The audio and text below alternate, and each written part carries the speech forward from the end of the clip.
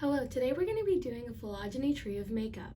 Before we actually look at the phylogeny tree, we're going to talk about some key terms. First, we have cladogenesis. This is the process by which one lineage splits into two. So this causes speciation, and once it's occurred, the branches evolve separately of one another. So you can see here, cladogenesis has occurred, and now these two branches are evolving separately.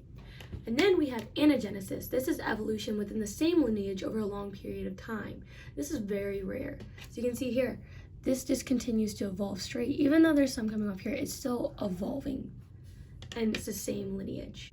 A key feature of phylogeny trees is operational taxonomic units, or otherwise known as OTUs. And these are used to classify groups of closely related individuals.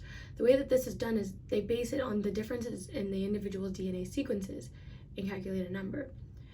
Trees are often diagrammed in rooted trees.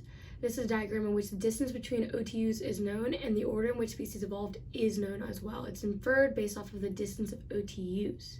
This inference is done by comparing the OTU's distance to one that is presumed to be the outgroup. The outgroup is the OTU that is known to have diverged earlier than all of the other OTUs. In other words, this one evolved earlier than the others. Another key aspect of phylogeny trees is internal nodes. An internal node is a node of the tree diagram that has one or more child nodes or terminal nodes coming afterwards. So you can see here, this node has two more nodes coming after it. This node has another node. So these would be internal nodes, and these would be terminal nodes because there are no nodes coming after it. So now we're going to look at the phylogeny tree. So we start with the root, and we go through cladogenesis multiple times until we get to these end products. So you can see these are the internal nodes, and these are the terminal nodes. So now let's look at the end species. First, we'll start with the Jacqueline Hill times Morphe eyeshadow palette, and you can see here that this is what it looks like. A bunch of different colors, 35 different colors. And then next is a Morphe 35O eyeshadow palette.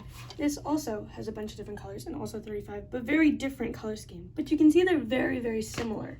Next, we have the Anastasia Beverly Hills Contour Kit and the Hoola Bronzer by Benefit. You can see these both work to create shadows on our face. Then we have our out group, which is still a highlighter. This works opposite of the bronzer and contour to highlight parts of our face and accentuate them, but they all work together into sharpening the features of our face. These are all dry products, hence why they have the same common ancestor. Then we have our wet products, which come from this common ancestor.